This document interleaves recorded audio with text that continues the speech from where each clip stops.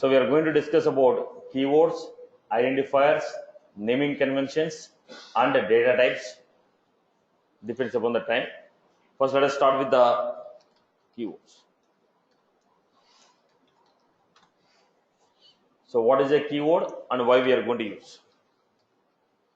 Now let us say, if I go to engineering college and if I say CSC, what does it mean? A computer science engineering. Let me go to any engineering college. If I say CSC, meaning of the word is fixed, right? Everybody say computer science engineering. Now in the engineering college, let me go to any engineering college. If I use the word called CSC, meaning of the word is fixed. If I go to bank and if I say saving account, meaning is fixed. Okay, PF account, meaning is fixed. According to their business, there are some words whose meaning is predefined. According to their business, they define some words whose meaning is fixed. Irrespective of which bank I go, irrespective of which customer goes, the meaning of the word is fixed.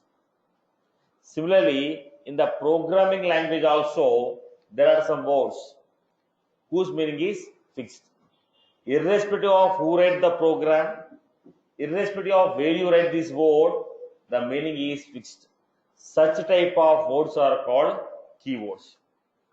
Keywords are the reserved words whose meaning is predefined by the compiler.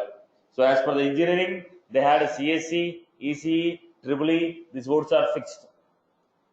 As per the software development, testing, okay, HR, the meaning is fixed. Similarly, as per the programming, there are some words whose meaning is predefined. If we use this word anywhere, the meaning remains the same. Such type of words are called keywords. So what are these? Keywords are the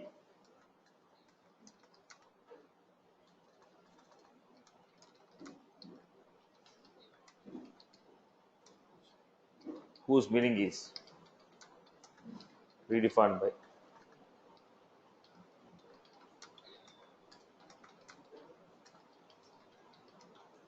Keywords are the reserved words whose meaning is predefined by the compiler. Meaning of this word doesn't change irrespective of where we use.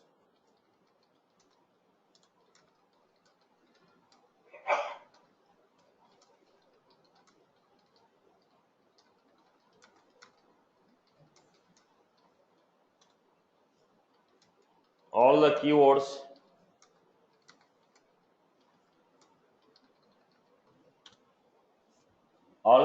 are in small letters.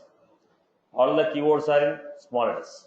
All the keywords are in small letters.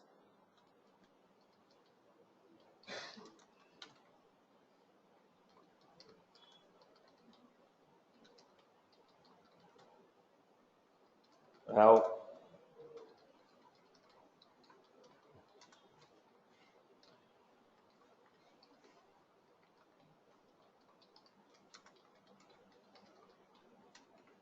like this, we have some predefined word: if, else, for, while, class, okay, virtual, void, integer, long, decimal,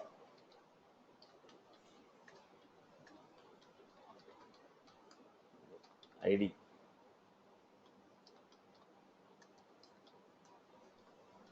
Like this, we have some predefined words.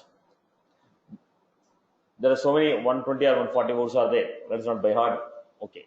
So these type of words which we are going to call as keywords. So the meaning of this word remain same irrespective of where we use.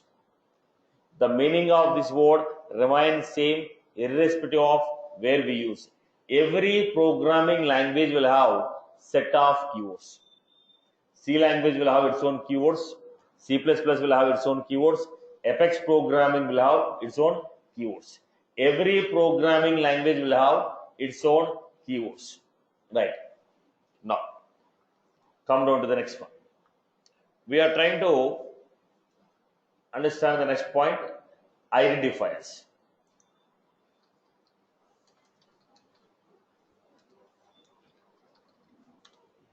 What is an identifier? Now, in this group of, in the classroom, if I want to call you, how can I call? I will use your name to call you. So your name is a identification for you. In the group of elements, if I want to recognize a particular person, how do I recognize? By his name. When I say look at the project, look at the screen, everyone will look at the screen because it has its own unique name based on which you are able to identify. Now when I say look at the screen, you are able to look at the board because it has its own unique name. In the group of elements, if you want to recognize particular element, on what basis you recognize? So for every element, we give different names so that we will be able to recognize the element separately. I hope you got my point. Now you say book, pen. So we are giving a unique name for each item because of which we are able to recognize. Similarly, in the program, we have a group of elements. When you have a group of elements, how do you recognize each and every element? The programming, if you have a group of elements, how do you recognize each and every element? How do you recognize each and every element? We recognize each and every element by its name. So, identifiers.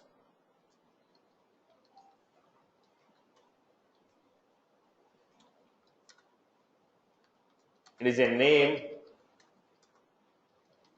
given to a class or interface or a method or a variable or a constant. It is a name given to a class or interface, method or variable or a constant to recognize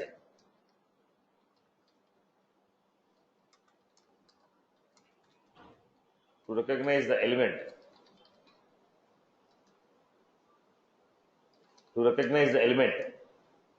uniquely in the program.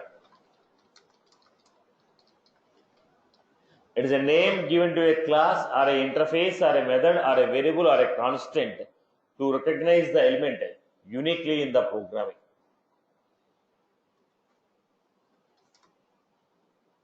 Right. If you want to write a name, rules to define identifier name.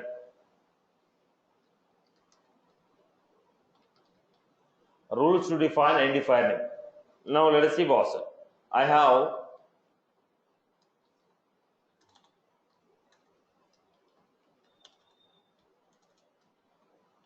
some program like this. How do you recognize them? I want to run this statement.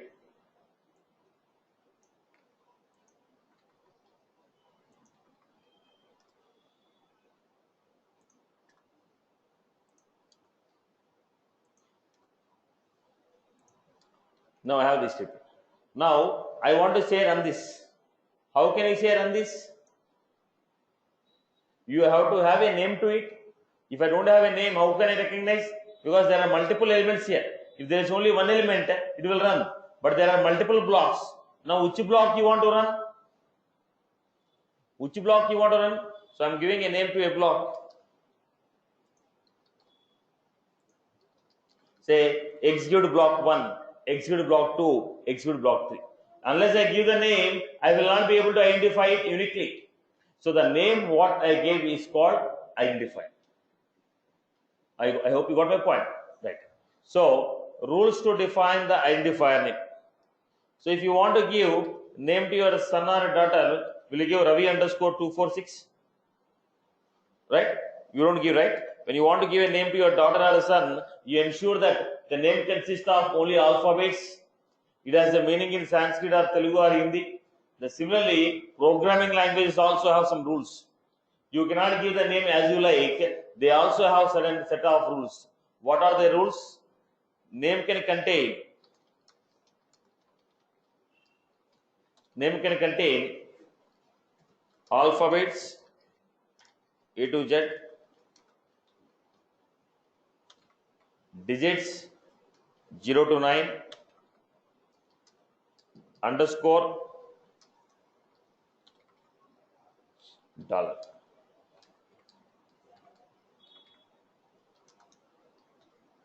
The name can consist of alphabets, digits, underscore, dollar.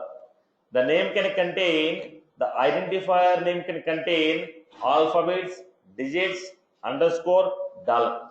Identifier name can consist of alphabets, digits, dollar, okay, dollar, underscore.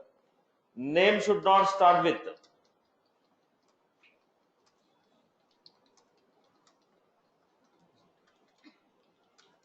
no white spaces are accepted. No white spaces are accepted. So we give identifier names. Identifier name can consist of alphabets, digits, underscore, dollar. Name should not start with digit. No white spaces are accepted in the name. So let us take a couple of examples.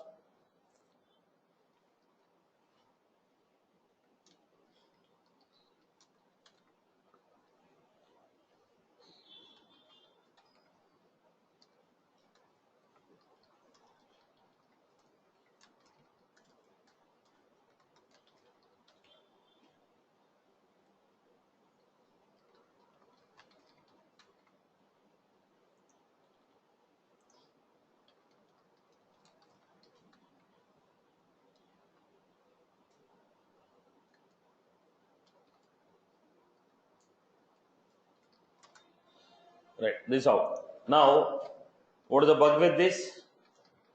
Name cannot start with digit.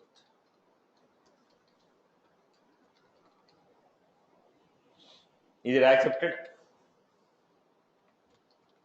Allowed? Is it accepted? Spaces are not allowed.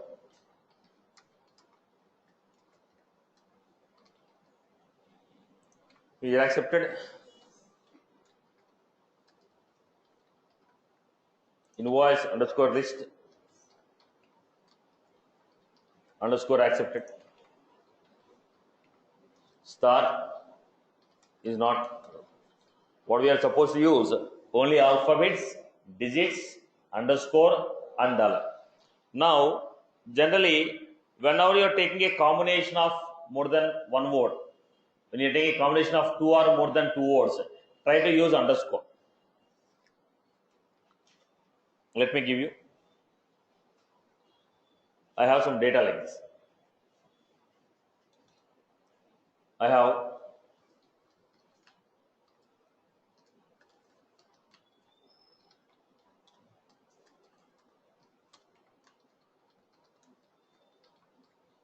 which is easy for you to recognize. Student underscore it is. As a part of good practices, when you have multiple names, multiple combination, try to have underscore. Now it will not throw any error if you don't give underscore, but it's a good practice. It's a part of good practices in the programming. Now if you take a combination of two or more words, separate them with underscore to recognize it. Right. Now, this is what we call identifier. When you are giving an identifier, we will not follow the same format for every identifier. When you are giving a name for a class, we have one pattern. When you are giving a name for a interface, we have different pattern. Method, different pattern. Constant, different pattern. Now the point here is, the program what you write is not your asset.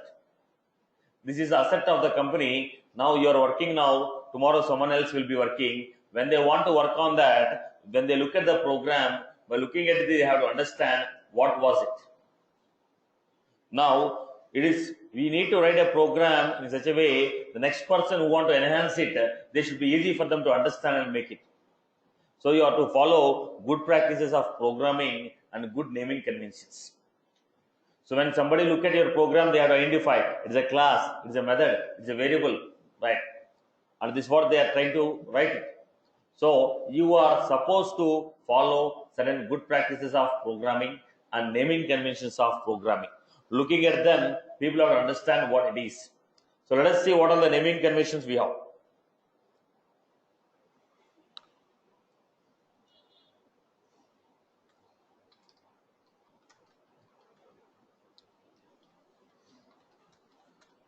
If anybody want to give identifier name, that obey the following naming conventions.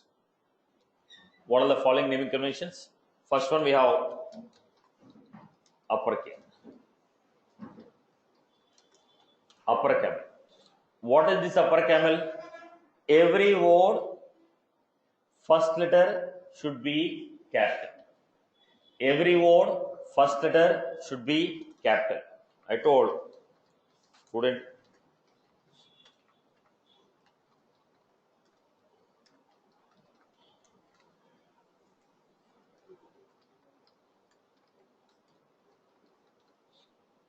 Now every word first letter should be capital. Every word first letter should be capital. Every word first letter should be capital. When do you use this format? When you want to give name for a class.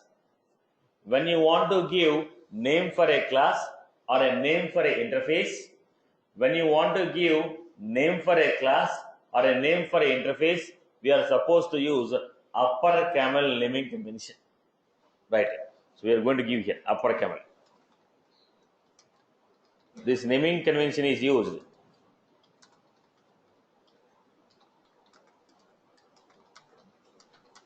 define the names for classes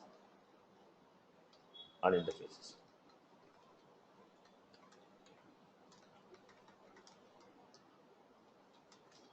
In this naming convention,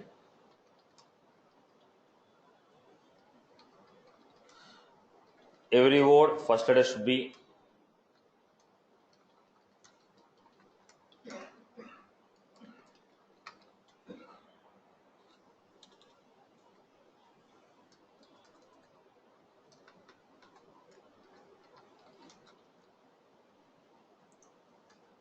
this how we have given. So every word first letter should be capital. This naming convention generally used for what?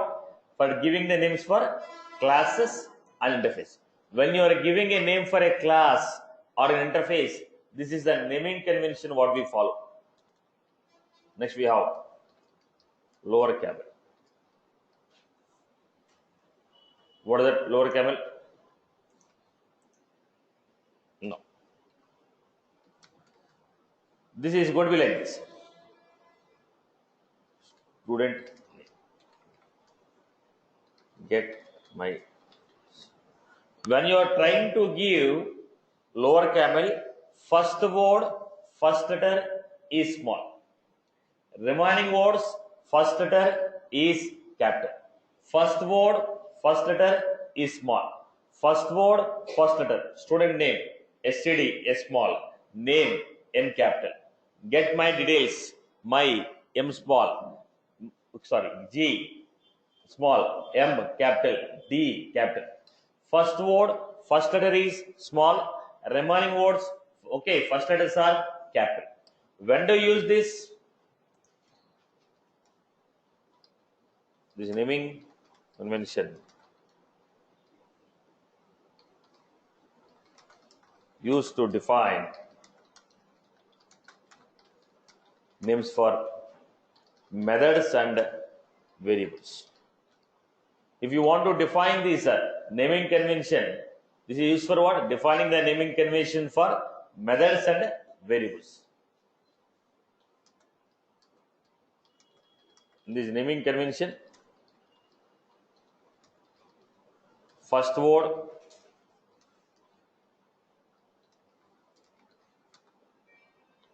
first letter will be small and remaining words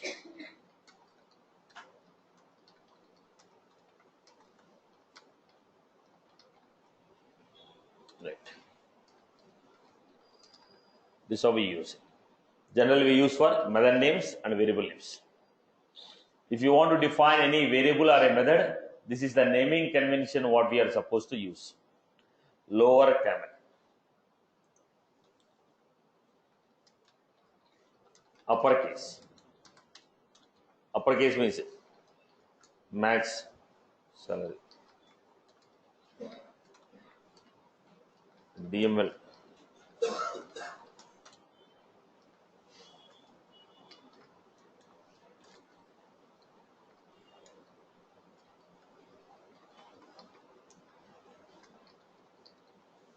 Now, every word, every letter is capital. Every word, every letter is capital. When do you use this? When you want to define a constant values, we go for this format. Upper camel. For the constants, we take this. When you say constant, we take this. This naming convention.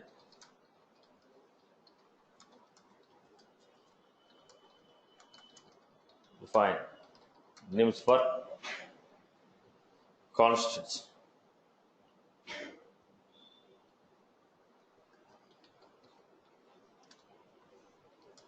In this naming convention,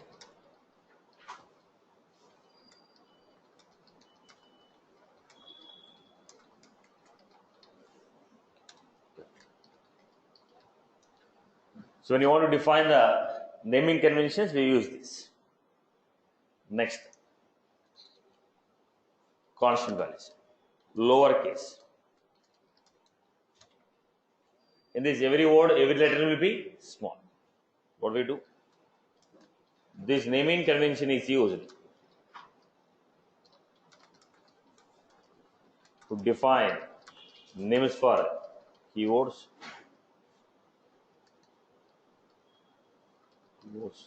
and packages. In this naming convention,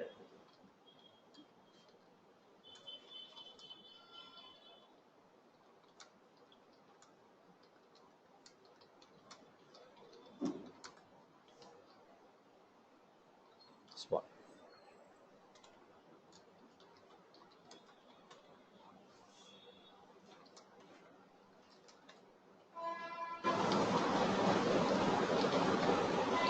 Every word, every letter is small. So, as per the context, because in the programming, we are going to use only this. Either we are going to use variables or methods or classes or interface constants. What we are going to use? Class, interface, variables, methods or constants. So we are supposed to follow the following naming convention to define those names. As per the context, as per the topic, we need to define the corresponding names. Okay. Always the names what we give should convey the meaning of the data what we are going to do. Or the name should convey the type of action what we are trying to perform. Don't give any random names. Now give a meaningful name which convey what type of action it is, which convey what type of data it is. Looking at that name, or we should know what exactly this is doing, what exactly it is storing. So don't give any random names, give a meaningful name which convey the operation or the data what we are going to use. Right, boss? Now, here we have the context. So we have topics, keywords identified. Next, we have a concept called variables.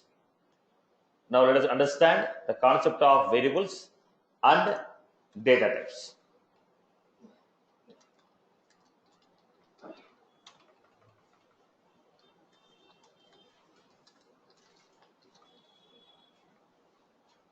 Right.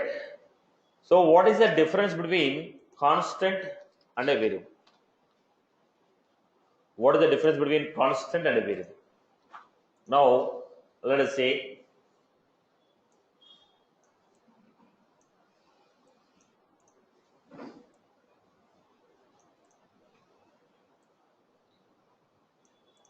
now I want to take a value called 10.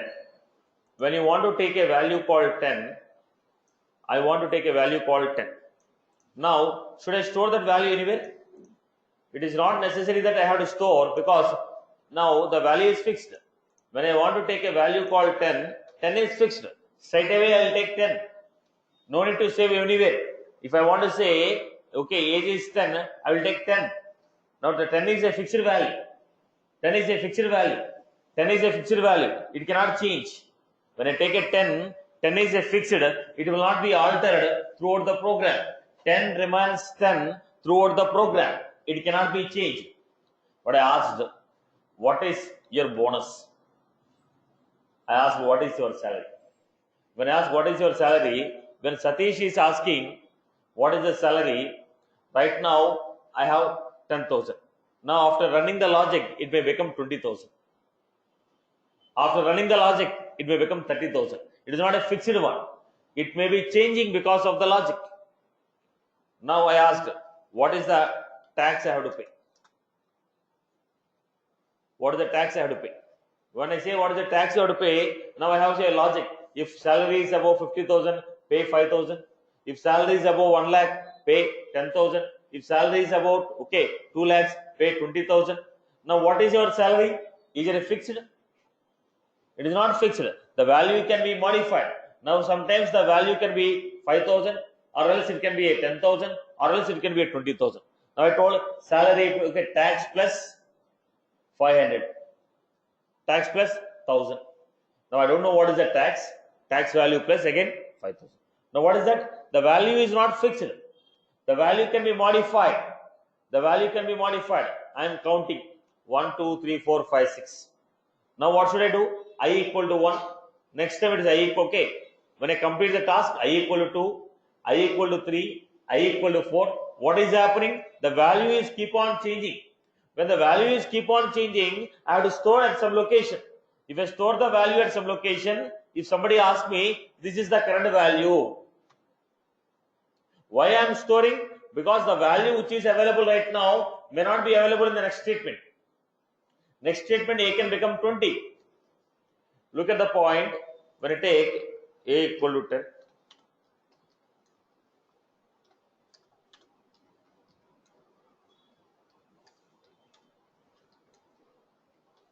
Now, is the value of A is fixed? The value of A is not fixed. The value of A is not fixed. It is keep on changing. Now, when I am running this operation, if I want to know what is the value of A, it is not a fixed. So currently, whatever the value I have, store them in the memory. When somebody asks, go to that memory, take the value and use it. If you are modifying it, modify the value, again put back to the memory. So I have a memory where I am putting the data. If somebody want to use it, go to that memory, see what is the value, use it. If somebody want to modify it, go to the memory, take the value, modify it, again put back to memory location. Why? There is a possibility of change in the value. It is not a fixed. If it is 10, if it is a 10, no need to put in a memory. Straight away I say 10. Because the value keep changes, I have to give a memory to that value. In that memory, I put the value and I say, right now this is the value of you. If somebody want to use it, come here and use it. If anybody want to modify the value and again put back in the same location. Are you getting? This what is called a variable. Variable means which varies, which we cannot guarantee. It is not a fixed value. The value can change. The value can change. Any value that can be altered or that can be modified time to time will be given as a variable. Any value which is a fixed one, constant. 10 is a constant. 50 is a constant. 5 is a constant. But A, I cannot tell. Age, I cannot tell. Salary, I cannot tell. Are you getting my point? Variable means any value that keep altering. To store that value, we have some memory location. That memory location is nothing but variable. I hope you got my point. Variable means which keep changes, which varies. Now, this is my memory location. Here I stored some data called Satish. I stored 34.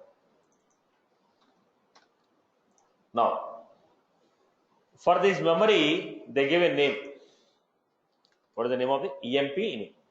So whenever I say EMP name, it will go to this memory. It will go to this memory and tell me what is the value in that memory. For this memory, I gave age. Whenever I say age, it go to that memory location and see what is the value, give me. Because the value can be keep changing. Now, for this location, I gave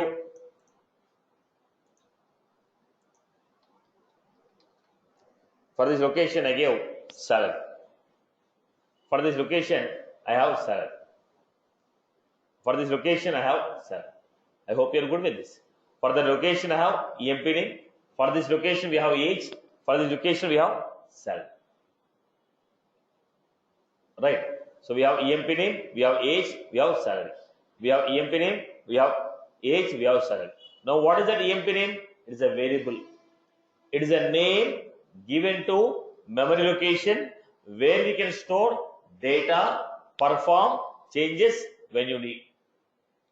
Variable is the name given to a memory location where we can store the data, perform the changes whenever you need. Whenever you need. Now you are giving a name for a folder, right? In the folder, what are you putting? Your data. You create a folder, you give a name. In the folder, you put a data. Now in that folder, what you can do? You can open the data, modify the data, delete the data. You have created a folder. In the folder, you kept the data. As per your requirement, you can remove it, you can modify it, you can delete it. But what is that location? Now, in 1 TB hard disk, where is my file? To classify this only, you give a name for a drive, right? C drive, D drive, E drive. Why are you giving? To identify that location, memory location. Otherwise, it's 1 TB memory. How could you recognize your data? It's a 1 TB memory. How could you recognize your data? So you give C drive, D drive, E drive. In that, okay, let us say D drive, 500 GB. How do you recognize? So I kept a folder, admin material, development material, so and so material. Now what is that folder name? It's a variable. It is the name of the location where we can store the data and modify as per your requirement. I hope you are good. Just like your folder name, we are giving a name to a location where we can put our data, modify our data as per our requirement. That's what we are going to call as variable. Is that was clear? Is that was clear? Right. But there are some drawbacks for it. We have to see what are those drawbacks.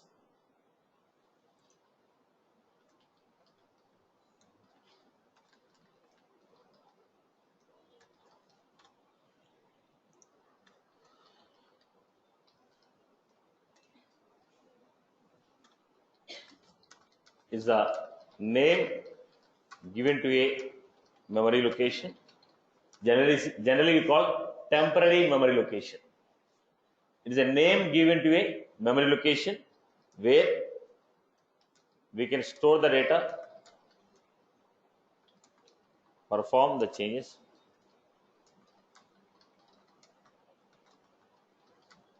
whenever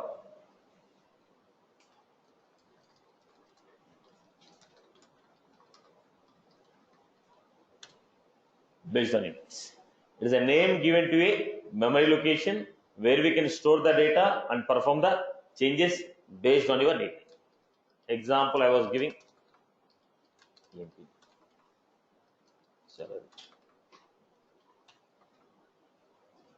Right. This is how we are giving it. These are the names what we are giving. But I have a drawback here. What is the drawback? Look at the point. It is a name given to a memory location. How much memory was that? Is it giving 10 bits, 20 bits, 40 bits, 1 GB? How much memory it is giving? Where we can store the data? What type of data can be stored? Is it an integer? Is it a decimal? Is it a string? Is it a boolean? Is it a date? Is it a time? What type of data are we storing? Allows you to perform changes. When you make a change, what is the maximum we can store? What is the minimum we can store? So it says name of a memory location where we can store the data, perform the changes. But it is not telling how much amount of memory was that, what type of data was that, what is the range of the data. To answer these three questions, we have a next concept called data types. Data type will tell you how much amount of memory is given to a variable, what type of data is stored in that variable, what is the range of the data we can store in a variable. So the data type tell what type of data can be stored, how much amount of memory is given, what is the range of the data we can store. I hope you are good with this. Yeah.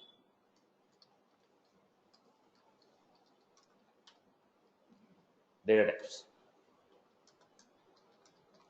This will specify how much amount of memory,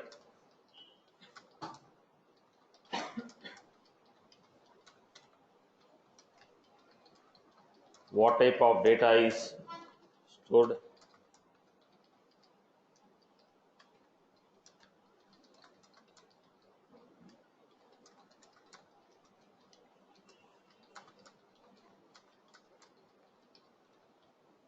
now this will specify how much amount of memory is given to a variable, what type of data is stored in a variable, what is the range of the data that can be stored in a variable.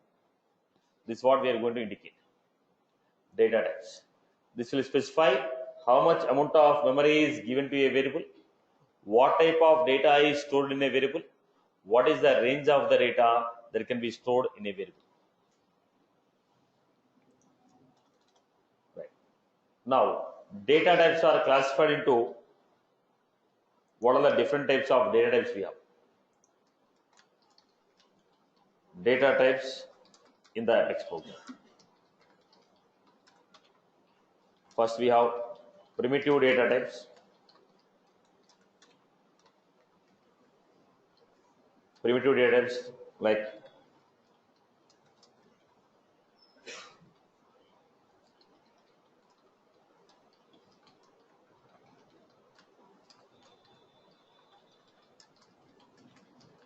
date time,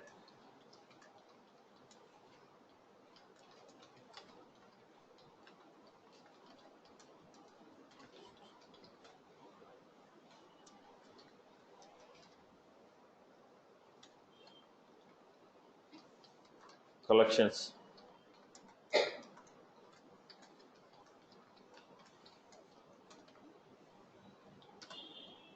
primitive data types, collections,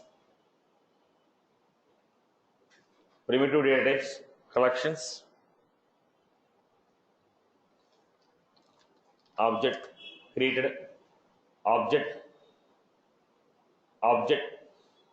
created for Salesforce defined,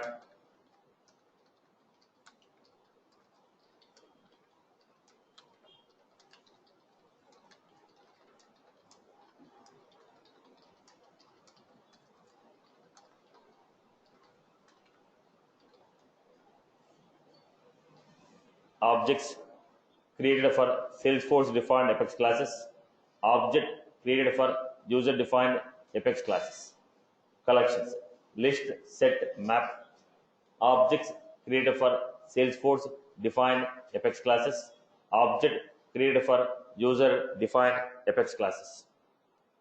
Then we have and S objects.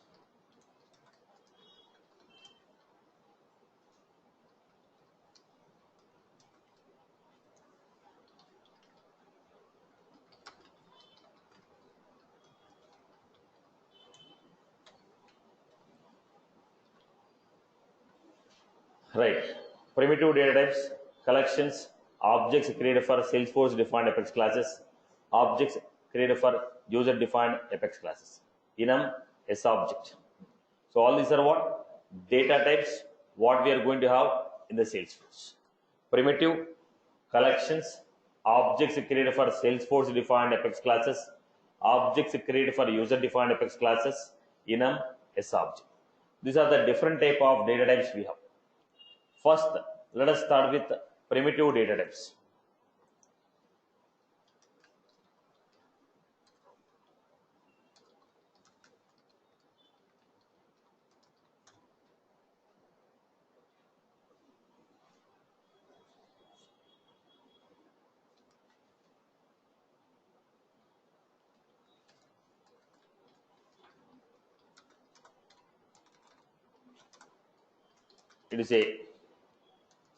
It will store true or false value.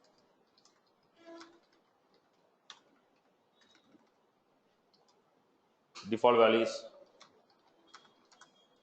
default values,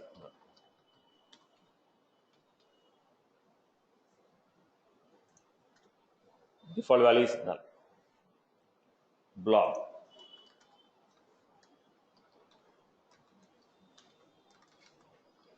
Now what is the blob? If you want to store any text image, or you want to store any PDF file, you want to store any encrypted data, password should be encrypted, then what we do, we convert them into binary, zeros and ones.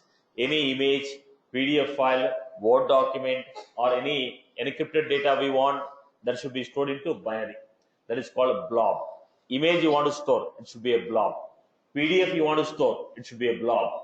I want to encrypt the password and save it, it should be a blob. Am I clear with this? Blob means what?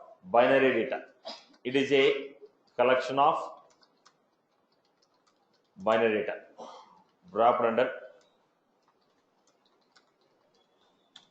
It is a collection of binary data wrapped under one name. It is a collection of binary data wrapped under one name. It is used to store images, PDFs, documents, or encrypted data.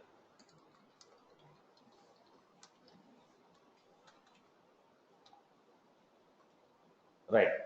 Now, next we have date.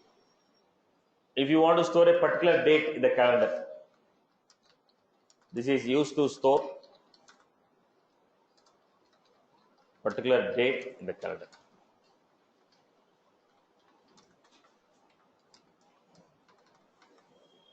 It is used to store particular date in the calendar. Now, system.today. This will refer to today's date.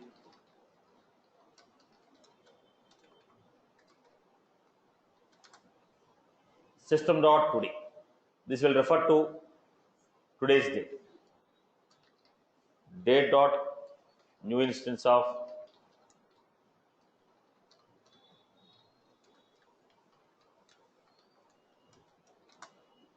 date dot new instance of year, month, day. Date dot new instance of year, month, day. Date dot new instance of year, month, day. If you want to create any particular date, we have to give it like this. Date of birth equal to date dot new instance of 2018 to 25th.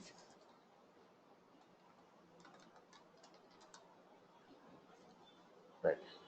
Expiry date.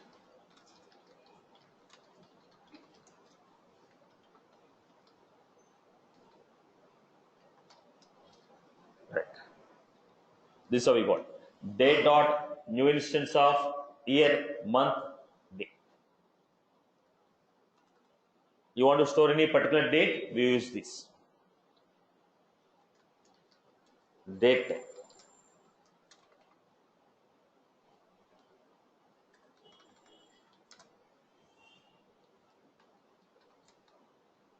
Date time. This is used to store particular date and time.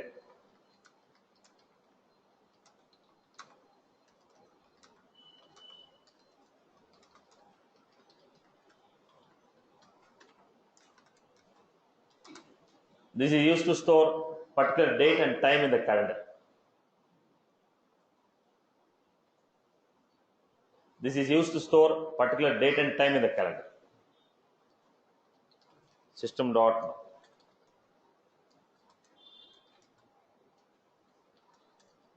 this will refer to current date.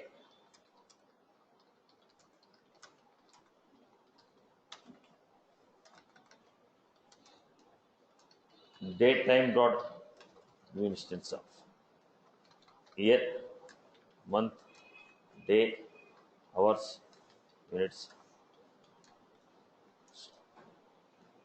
If you want to store any particular date, now when you say system dot now current date and time, if you want to know the current date and time, system dot now.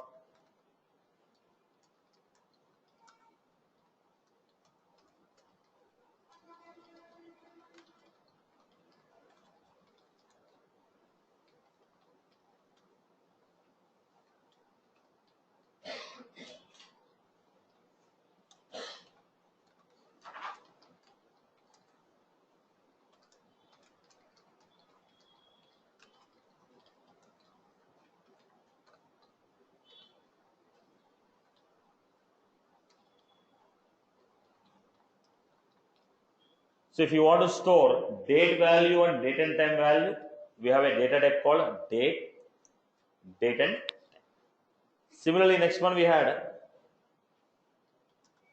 time. If you want to store only time, we use this. This is used to store particular instance of a time.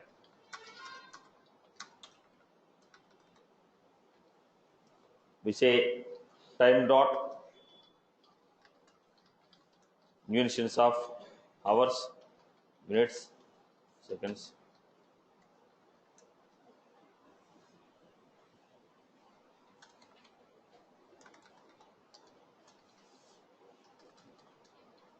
Time dot new instance of 10, 30,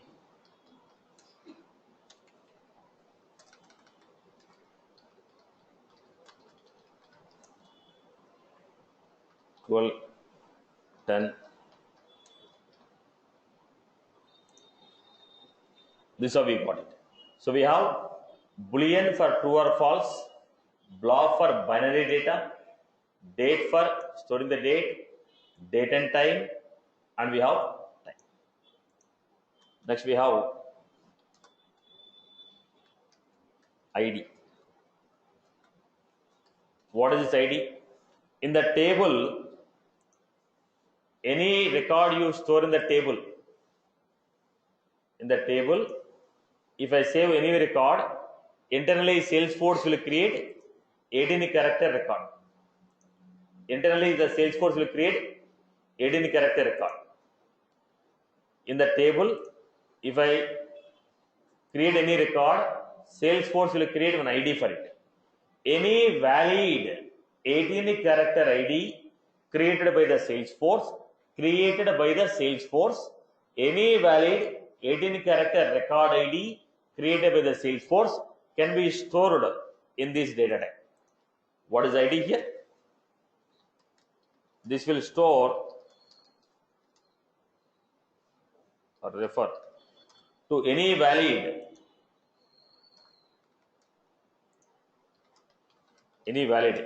18 character record ID which was created by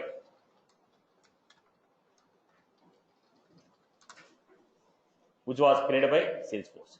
This will store or refer to any valid 18 character record ID which was created by Salesforce.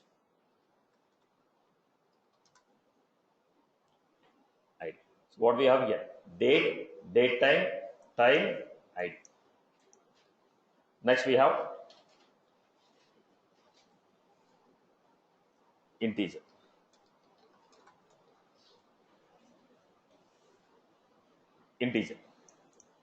When you say integer, look at the point.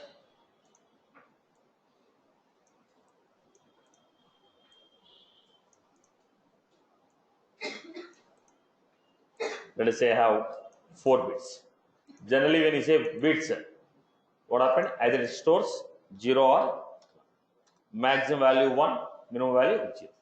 Now, when I say numerical values, it can be a positive or there is a reason when I have 4 bits, last bit is always used for telling whether it is a plus or minus. When I have 4 bits to store the data, last bit is always used to tell whether the number is a positive number or negative number. So how many bits are used for telling the data? 3. Out of 4, 1 will tell whether it is a positive or negative number. The remaining 3 will tell the data. Now in any numerical value you take, this is the same scenario. Now what is the maximum value I can store here? 2 to the power of 0. Generally it is in the form of 2 to the power of 1. This is the structure which give it. So this is the maximum value can be 4 plus 2 plus 1, 7. Instead of giving the 7 like this, I can also say, because there are 3 bits to tell the data, 2 to the power of 3 minus 1. 2 to the power of 3 is 8 minus 1, both are giving the same value. So if you are using 3 bits to store the data, maximum value what I can store is 2 to the power of 3 minus 1.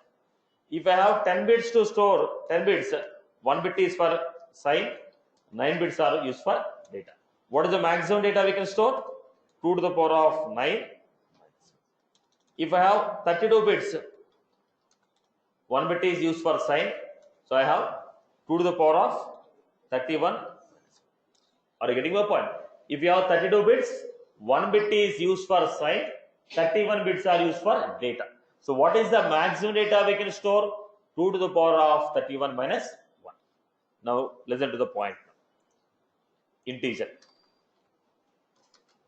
It is a 32-bit number. So how many bits are used? 32 bits. Now 1 bit will be used for sign, 31 bits are used for storing the data. It is used to store for any numerical value without decimal. It is used to refer to any numerical value without decimal point. It is a 32-bit number. It is used to refer to any numerical value without decimal point. It is used to refer to any numerical value without decimal point. It is a 32-bit number. It is used to refer to any numerical value without decimal point. Right. So how many bits are there? 32 bits are there. Then I have long. When you say long, it is a 64-bit number. So when you say 64-bit number, 1 bit is used for sign. How many bits are used to store the data? 2 to the power of 63. So if you want to take any data more than 2 to the power of 31, up to 2 to the power of 31 only you can take. Beyond that, if you want to take, I have to go for long. Are you getting my point? 2 to the power of 31 is used to store the data. Okay, beyond that, if you want any other value, I require long. It is used to store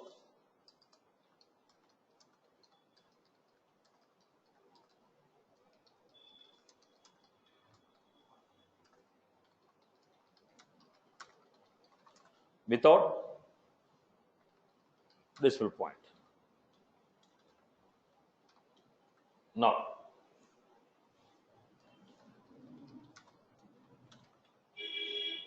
decimal. It is a 32-bit number. It is used to store, refer numerical value with a decimal point.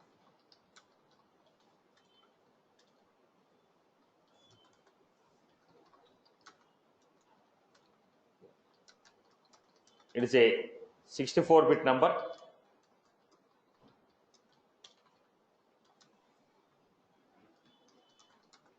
It is used to refer to numerical value with a decimal point. So we had integer, long, decimal, double. Last one, string.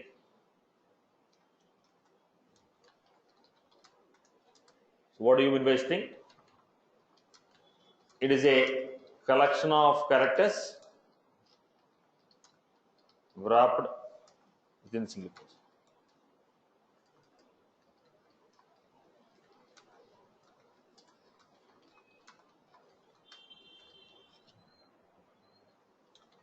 It is a collection of characters surrounded by single quotes. It is a collection of characters surrounded by single quotes. Now,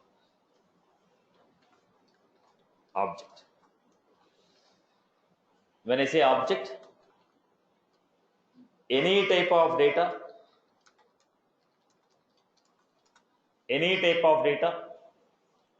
object, any type of data that is supported by Apex can be stored.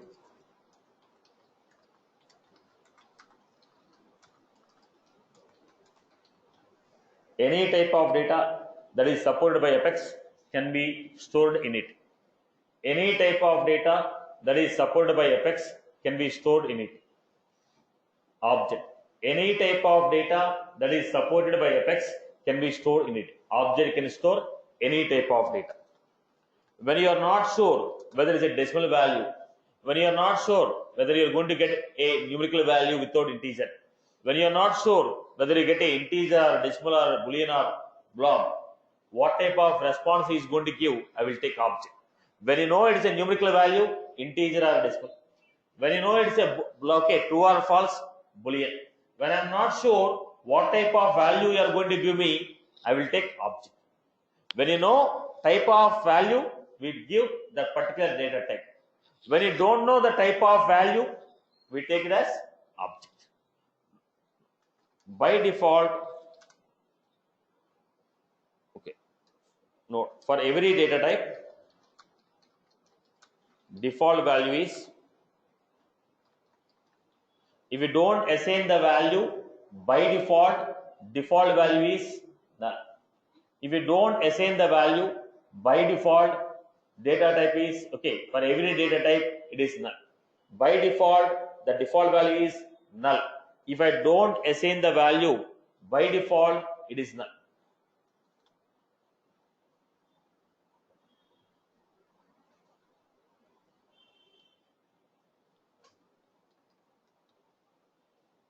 Right, boss? I hope you're good. Clear on this? Okay. Now let us take the quick examples. So collect the data. Student. I want to collect the data of a student. Let us say last name, first name,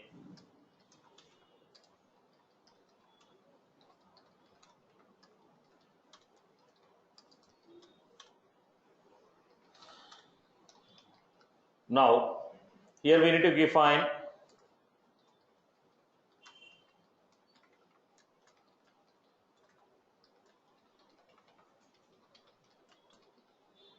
right. So when I'm taking this, first always we need to ensure what is the possible. By looking at this, I cannot tell what is the data type. Now let us say you told age. When I say age, what is the data type of the age? What is the data type of the age? How can you say that I want to give age as 10? Right? Now I want to give the age as 10. So looking at this, you don't decide. You first understand what format of data he is going to give. Based on the format of the data, you have to decide the data type. But not looking at this. Now tell me, what is the data type of phone? Now what is the data type of phone? If somebody is giving like this, it becomes an integer. But I want to give like this. It is string. I want to give information like this.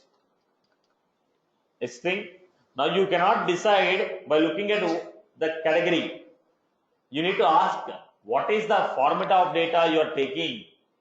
Depends upon the format of data, I have to give a data type. Don't give a data type and ask why did I take this. First you decide what is the format of data. If I take TN, now age become string. It is not integer. Are you getting my point here? Are you getting my point here? Now somebody want to take an roll number. Now when somebody want to take a roll number, now tell me how it is going to be. If somebody take 1, 2, 3, I will take integer. If somebody take let's say it is also a roll number. Now if I take the roll number like this, it becomes a string. So you cannot decide the data type by asking what type, what information you are collecting. You have to decide the data type based on the format what they are going to give. Now when you say roll number, what is the format of your roll number?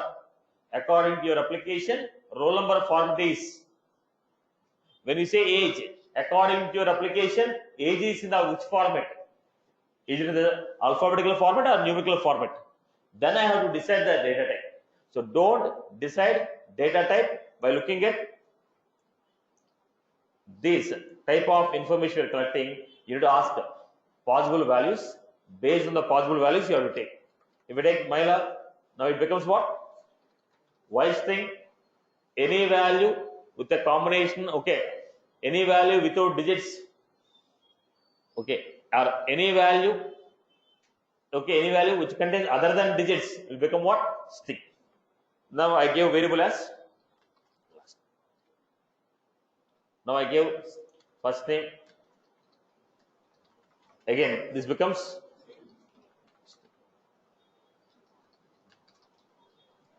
now I gave some data here. Now what was that?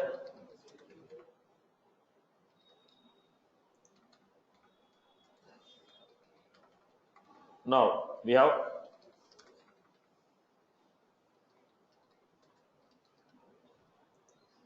phone. I'm expecting some value like this. What was this?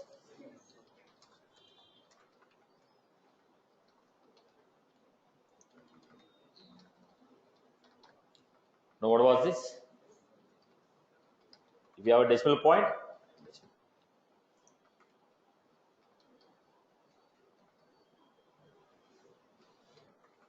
it is going to be date.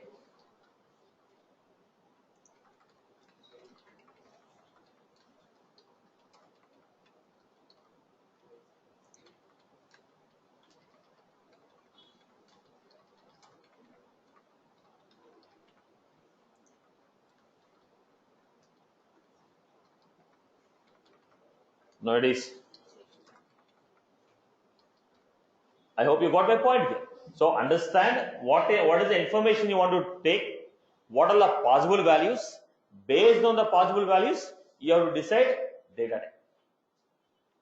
Based on the possible values, you have to decide data type. I hope you are good with this.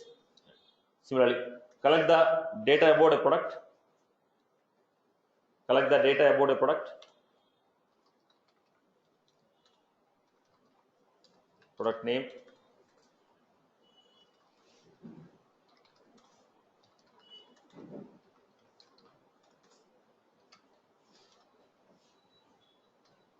Manufacture date.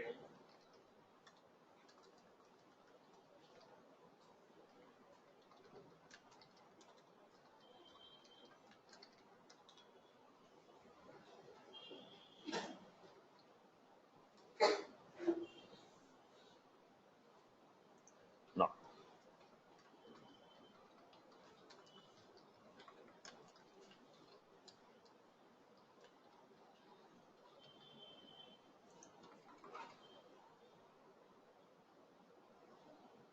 Now let us say some.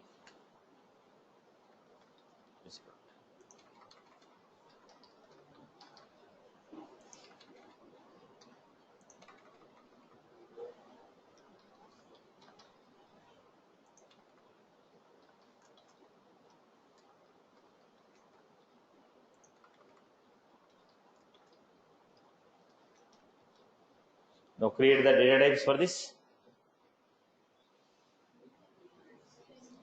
Write it on the book. Don't analyze in the ear.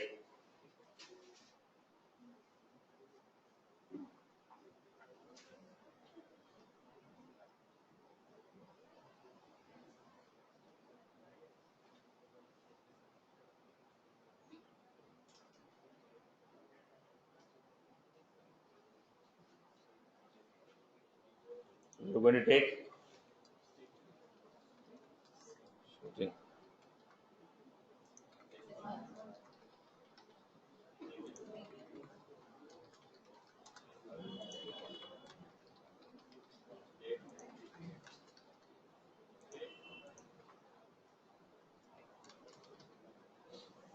this is how we are taking. So understand the data, possible format of the data. Based on the format of the data only, data type will be decided. So understand what is the information you want to collect in the program, what is the data we want to use, what is the format of data we are going to get. Then you decide the data type and create the variables. Right. So how do you create the variables? Data type, variable name. You want to assign the value, you can assign it, or you can only give it. So we give like integer age.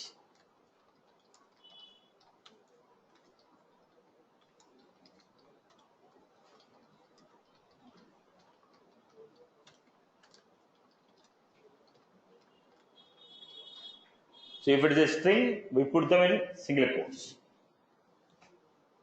Right. So data type, variable name equal to value. Data type, variable name equal to value. Data type, variable name equal to value. I hope you are good with this. Right, boss? So what is the purpose of data type? Data type will tell you how much amount of memory will be given to a variable, what type of data is stored in a variable, what is the range of the data we can store in a variable. I hope everyone is good. That's all from my end for the day. We'll continue the session, and tomorrow